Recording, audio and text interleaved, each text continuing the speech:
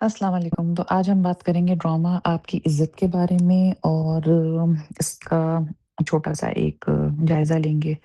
नया ड्रामा शुरू हुआ है, एक्टर्स अच्छे हैं ख़ास तौर पे सानिया सईद और एहसन खान बहुत अच्छी एक्टिंग कर रहे हैं दोनों और इतनी मतलब बदतमीज़ हैं दोनों के दोनों कि किस तरीके से वो डी ग्रेड बहू को कर रहे हैं, ये बात तो वो एक्टिंग तो वो बहुत अच्छी कर रहे हैं। अब आते हैं जो कैरेक्टर इसके अंदर बीना का है। चलिए बीना के बारे में बात बात करेंगे। नुमान मसूद जो जाहिल से चौधरी पॉलिटिशियन बनकर आए थे, उन्होंने बड़ी अच्छी एक्टिंग करी। मैंने कुछ क देखा लोगों ने सोशल मीडिया पे लिखा हुआ था कि वो हँस क्यों रहे थे बिला वजह, तो मुझे लगा कि वो कैरेक्टर ही मतलब ऐसे जाहिल से आदमी का है कि हँस के हँसी मज़ाक में टाइम पास कर रहा है बिला वजह और एक्चुअली उसके पास कुछ कहने के लिए इतना कुछ है नहीं, तो वैसा वियर्ड उसका कैरेक्टर है। जो लड़की उन्होंने नाज़ बनाई है, जो एहसन खान का दोस्त बना हुआ है, वो उसकी बीवी और जो नुमान मसूद की दूसरी बेगम बनी हुई थी, वो सब बहुत ही सस्ते कैरेक्टर्स थे। मेरा ख़्याल है इनका आगे कोई काम नहीं है ड्रामे में, इसलिए इन्होंने इनको खड़ा कर लिया था। उन्होंने ओके सी एक्टिंग करी, लेकिन ये कि उनकी वज़ह से एक बेजानपन-सा हो गया। बल्कि अगर कुछ फ़ेमिलियर चेहरे होते ना, और ज़रा से स्ट्रॉन्ग होते तो ज़्यादा बेहतर लगता। खैर एनीवेज़ उनके ऊपर बात करना इर्रेलेवेंट है। नाउ लेट्स टॉक अबाउट बीना। बीना का जो कैरेक्टर इसके अंदर बना है उर्वा का, एक तो मुझे उनका आई मेकअप बिल्कुल समझ में नहीं आ रहा कि उर्वा को हमने पहले भी कई दफ़ा ड्रामों के अंदर देखा है, लेकिन ऐसी आँखें सिम्पसन के कार्टून की तरह नहीं निकाली हुई थी। अब तो लग रहा है कि जैसे उनको किसी ने कह दिया है कि तुम दोनों आँखें जो हैं अपनी वो अलग से बाहर निकाल दो, तो उन्हें दोनों आँखें थे ना, वो अजीब तरीके से बाहर निकाल रखी हैं और उसपे अजीब तरीके से नीचे जो लोअर वाटर लाइन है उसके ऊपर अजीब तरीके से काजल पता नहीं कोल है, क्या है, उन्होंने जेल आईलाइनर लगाया, क्या लगाया है कि वो दोनों आँखें उन्होंने पॉप करके बाहर निकाल दी हैं, जो कि बहुत ओवर लग रही हैं। और शायद उनको अब लगने लगा होगा कि उनकी शक्ल के अंदर ये अच्छा फीचर है, इसलिए उनको समझ में आया कि बेइंतहा आँखें बाहर निकाल लूँ, तो वो बहुत भयानक लग रहा है किसी-किसी वक़्त ना, ख़ासतौर पे पोस्टर वगैरह में किसी-किसी सीन में अजीब लग रहा है। डरावना सा एक लुक दे रहा है, तो अच्छी नहीं लग रही गेटअप वाइज़। दूसरी बात ये है कि ये एस्टेब्लिश नहीं उन्होंने किया ड्रामे के अंदर कि आया कि ये जाहिल औरत है, लेकिन अभी मैंने एड देखा तो उसमें वो कॉलेज का यूनिफ़ॉर्म पहनी हुई थी, इसका मतलब ये उर्दू कम से कम पढ़नी-लिखनी आती होगी। जहालत का वो वाला लेवल नहीं है, अंगूठा छाप नहीं है। तो फिर उसकी हरकतें अंगूठा छाप औरतों जैसी क्यों है, ये मुझे समझ में नहीं आई बात। एहसान खान बेहतरीन एक्टिंग कर रहे हैं, मैं बड़ी हैरान हुई हूँ देख के कि अभी एक ड्रामे के अंदर एहसान खान जो है वो समिया मुमताज़ के बेटे बने हुए हैं, तो इस ड्रामे में सानिया सईद के बेटे बने हुए हैं। कमाल है, कमाल की मेंटेनेंस है। इससे एक टॉपिक और खुलता है कि हमारी औरतें उस तरह से मेंटेन नहीं हो पाती जिस तरीके से मर्द अपने आप को मेंटेन कर लेते हैं, और आई थिंक यूनिवर्सली ये चीज़ है फैक्टर थोड़ा-सा कि औरतें जो हैं उनके ऊपर एज उस तरह से आ जाती है। खैर एज वाली बात बाद में करेंगे वरना फिर एक एज शेमिंग का रोना शुरू हो जाएगा। खैर एनीवेज़ तो हम ड्रामे में बीना के कैरेक्टर की बात कर रहे थे कि बीना का जो कैरेक्टर है, सबसे पहली चीज़ जो उसके अंदर नज़र आती है वो एक बिल्कुल ही नईव और जाहिल औरत जैसा लगता है, किसी एंगल से भी नहीं लगता कि ये औरत ने 2 जमातें भी पढ़ी हैं। अम, इतना बड़ा घर है, बेइंतहा पैसा है, ठीक है विद टाइम आया होगा, शुरू में नहीं होगा और बच्चे बेइंतहा बदतमीज़ हैं दोनों के दोनों, बेटी भी बेटा भी। तो मुझे एक तो ये एंगल समझ में नहीं आ रहा कि हमारे ड्रामों के अंदर मुसलसल एक औरत है और उसके चारों तरफ सब बुरे हैं, बिल्कुल बुरे हैं, कोई अच्छाई नहीं है उनके अंदर और ख़ास तौर पे इस औरत का दुश्मन है। और ये बहुत बेचारी है और ये बहुत अच्छी है। हमारा आप कोई ड्रामा उठा के देख लें, इस पैटर्न से मैं थक गई हूँ। मैंने पहले भी ये बात कही थी, पोस्ट भी लिखी थी कि आप जब इस तरीके से करते हैं तो आप डिसेंसिटाइज़ कर रहे हैं सोसाइटी को, इम्यून कर रहे हैं। लोग ये समझने के बजाय कि औरत के साथ बुरा हो रहा है, लोग ये अंडरस्टैंड करेंगे कि औरत रोती ही रहती है और मर्द बुरा ही होता है। ये आप लोगों के दिमागों में प्रिंट कर रहे हैं, इससे आपको हेल्प नहीं कर रहा है।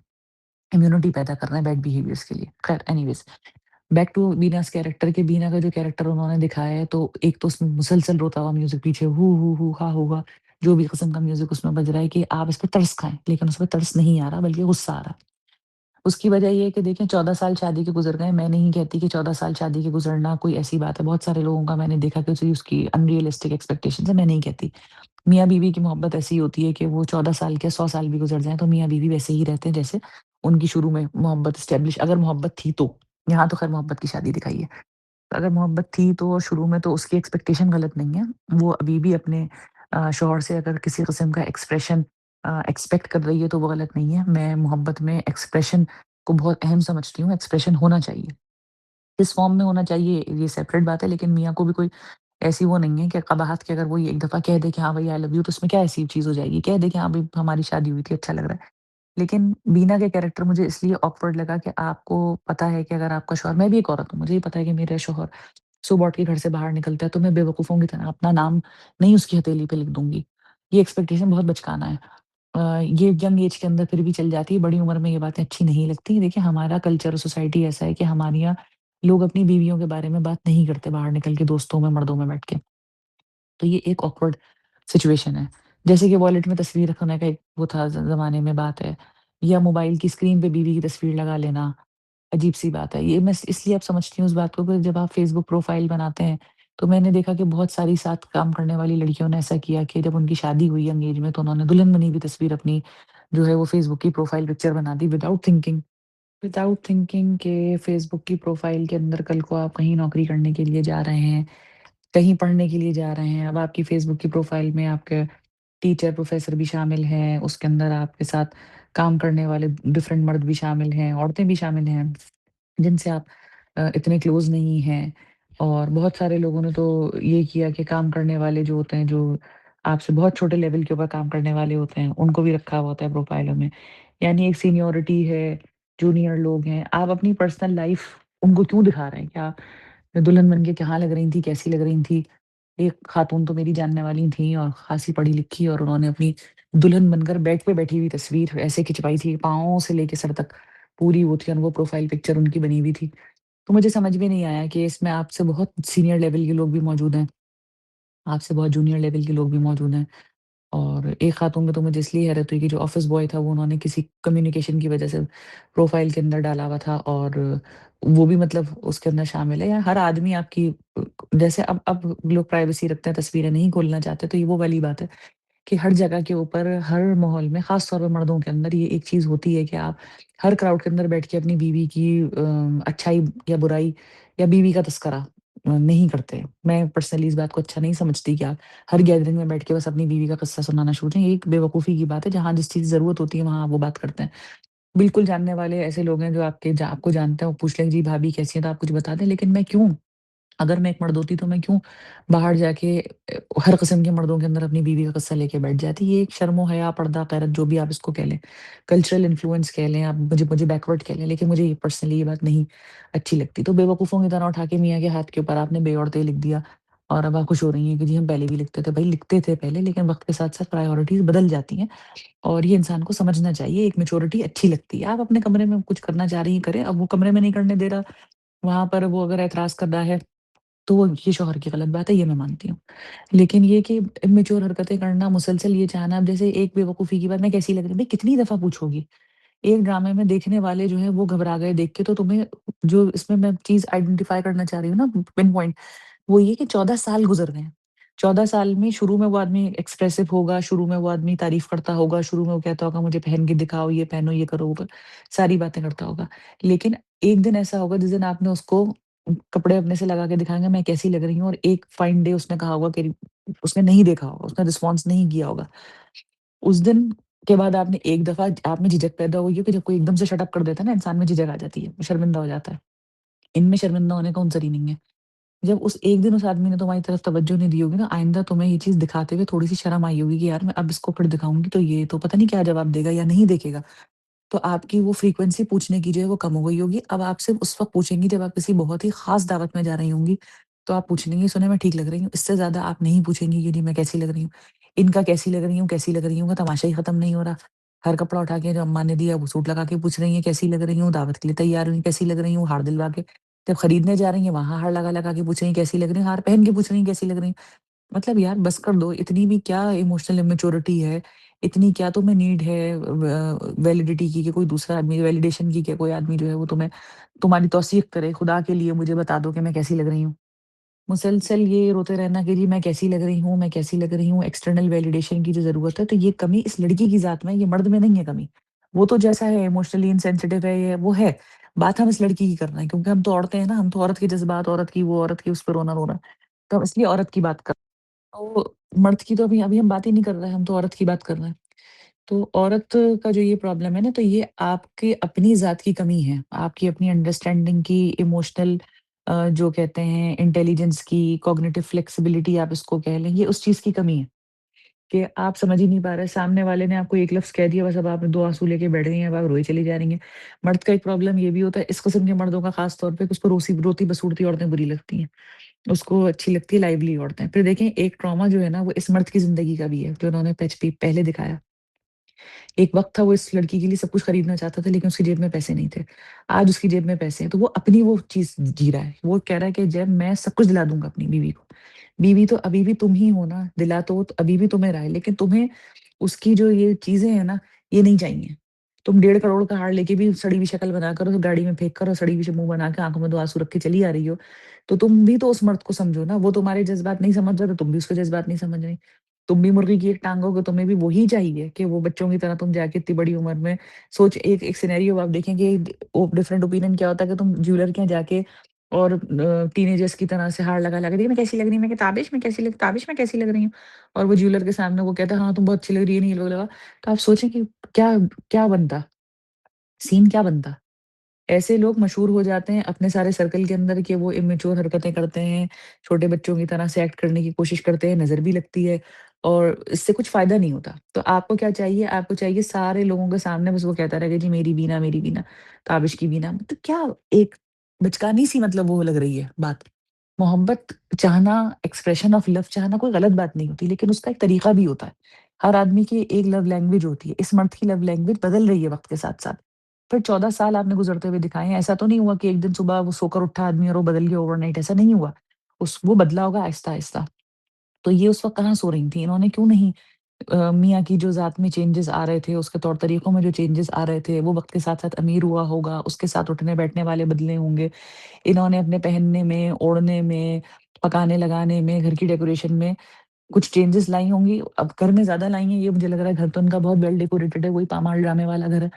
लेकिन इनकी ज़ात में कोई चेंज नहीं आया। ये वो पेंडुओं की तरह तैयार हुए हैं, वहाँ काजल लगाए हुए अजीब तरीके से चुटिया बाँधे हुए यहाँ से वहाँ चल रही हैं। क्यों? है ना, ये इतनी सर्कल में जब गई होंगी मियाँ के साथ तो इन्होंने देखा होगा कि दूसरी औरतें किस तरह से तैयार हुई हुई हैं, क्या पहने ओढ़े हुए हैं। तो इनमें कोई सेंस नहीं था इस बात का कि मैं अपने अंदर कोई चेंज लेकर आऊँ, बेहतर लेकर आऊँ। वो बार-बार कह रहा है कि तुम्हारे पास कोई स्टाइलिश कपड़े नहीं है। तो कहती कि मुझे चाहिए स्टाइलिश कपड़े, दिलवाओ मुझे ले जाके। इंटरनेट का ज़माना है, बेटी तुम्हारी इतनी बड़ी खड़ी है तुम्हारे साथ, तुम उसको लेके जाओ बाज़ार, उससे पूछो कि बेटा मुझे गाइड करो कि मैं क्या करूँ किस तरह मतलब कोई तो इंसान कहीं कहीं न कहीं से स्टार्ट करता है ना, आप इतनी अमीर हैं, आप किसी स्टाइलिस्ट के पास चली जाएँ, आप कोई हायर कर लें, क्या होगा, अब ये कहेंगी मुझे हायर करवा दो कोई स्टाइलिस्ट, तो मियाँ कह देगा तुम कहाँ सीख सकती हो, बस ये आँखों में 2 आँसू लेके बैठ जाएँगी। लेकिन ये खुद अकल इस्तेमाल नहीं करेंगी कि मैं जो हूँ 4 पैसे अपने इस्तेमाल करूँ, मैं इंटरनेट लगा के देख लूँ, मैं किसी ब्यूटी पार्लर चली जाऊँ, वहाँ जाके मैं किसी से मशवरा ले लूँ, पड़ोस वाली आंटी से मशवरा ले लूँ, किसी सहेली से पूछ लूँ। सहेलियाँ भी वही बना रखी हैं, गाँव गोट की पेंडुआ औरतें मतलब ये कि उनके नज़दीक तो तुम ही बहुत महँगी चीज़ उनको उनकी तो लिमिटेड सोच है ना, उनकी क्योंकि उनकी तालीम भी कम है। उनकी सोच है कि महँगी चीज़ पहन ली सबसे अच्छे लग रहे हैं, उनको ये नहीं सेंस कि इस बात का कि महँगी चीज़ पहनना सब कुछ नहीं होता। आपको अपना स्टाइल चेंज करना पड़ता है, वक़्त की ज़रूरत है। तो आप वक़्त के साथ-साथ आप में कोई चेंज नहीं, कोई एवोल्यूशन आपके अंदर नहीं आया, आपने अपने अंदर कोई चीज़ नहीं बदली, आप वैसी की वैसी कह रही हैं ताबिश की बीना और आप में इतना सेंस भी नहीं है कि आप समझ सकें कि वक़्त के साथ-साथ आपके शौहर की सोच में, उसके सर्कल में, उसकी प्रायोरिटीज़ में, तरजीहात में उसके जो है वो फ़र्क आ रहा है। वो बदल रहा है आहिस्ता-आहिस्ता, मैं उसके साथ बदलूँ। देखिए, मर्द का साथ देना सिर्फ़ ये नहीं होता कि बुरे वक़्त के अंदर आप उसके साथ सर पकड़ के बैठ जाएँ, दिलजोई करें। मर्द का साथ देना ये भी होता है कि जब वो आपके लिए कमा कर ला रहा है ना, एक बहुत बड़ी बात है कि प्रोवाइड करना। हमने कफ़ील ड्रामे में रोना देखा जी प्रोवाइड नहीं करता, सो सौरभ सारा वक़्त हम ये रोना देखते रहे। अब ये मर्द आप बेहतरीन प्रोवाइडर, करोड़ों की चीज़ें आपको ले-ले के दे रहा है। मेरे ख़्याल में अब तक किसी ड्रामे में किसी ने इतना महँगा तोहफ़ा नहीं दिया। तो ये एहसान खान यहाँ पर बाज़ी ले गए, बीइंग ताबिश के उन्होंने यहाँ पर सब करोड़ों का तोहफ़ा बीवी को ले जाके दिलवा दिया। बीवी की नाशुक्री नहीं खत्म, इसको आप नाशुकरापन ही कहेंगे ना, एक शुक्रिया का लफ्ज़ उसके मुँह से नहीं निकल रहा है, अहमियत वो भी तोहफ़े को नहीं दे रही, गाड़ी में छोड़ के वो उतर गई है क्योंकि जी उसके दिमाग में ये है कि जी वो क्या है कि जी ताबिश की बिना रात पे बेते लिख के फिरे। तो ये एक इमैच्योरिटी है, इसको आप क्या कहेंगे? वक़्त के साथ-साथ आप में कोई एवोल्यूशन नहीं आ रहा, आप शौहर का साथ नहीं दे रहे।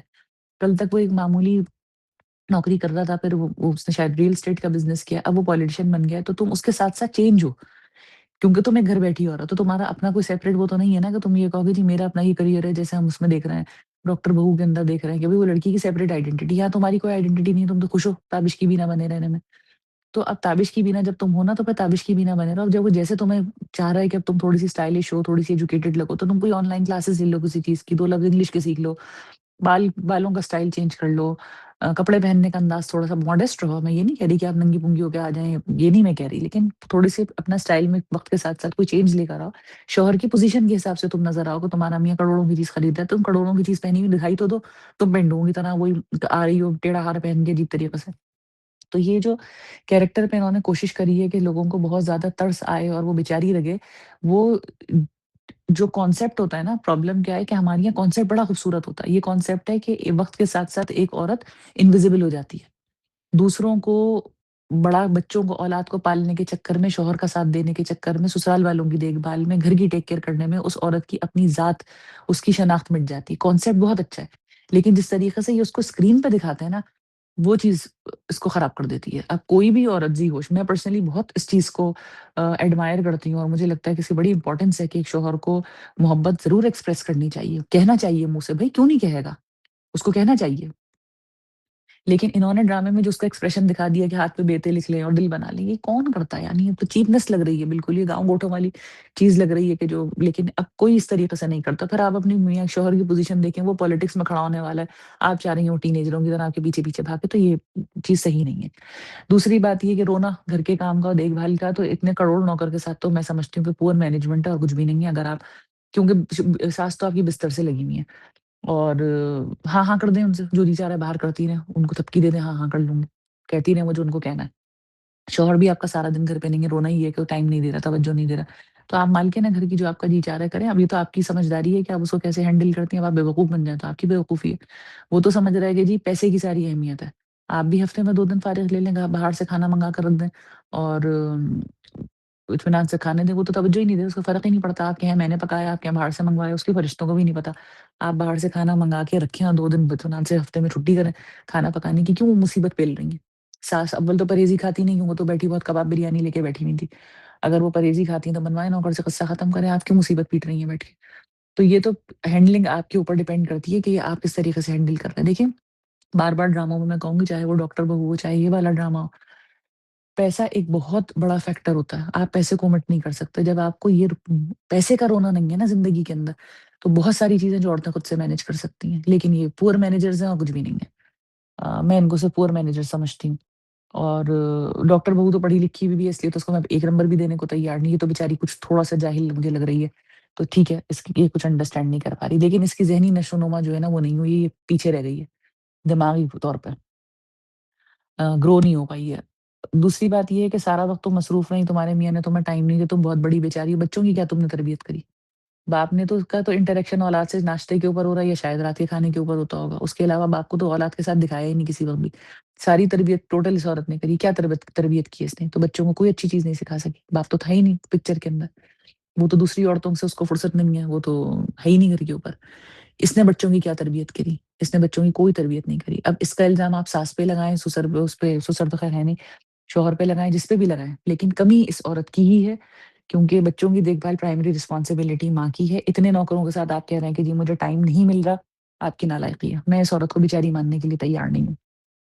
हाँ, कॉन्सेप्ट अच्छा है आइडेंटिटी लॉस का कि ये जो औरत है, ये वक़्त के साथ-साथ इनविज़िबल होती चली जा रही है और इसकी नीड्स, इसकी मोहब्बत, इसकी छोटी-छोटी ख़्वाहिशें, इसकी इनविज़िबल कुर्बानियाँ किसी को नज़र नहीं आ रही। वो बात ठीक है, लेकिन दिखाने का तरीका गलत है जिससे हमदर्दी पैदा नहीं हो रही।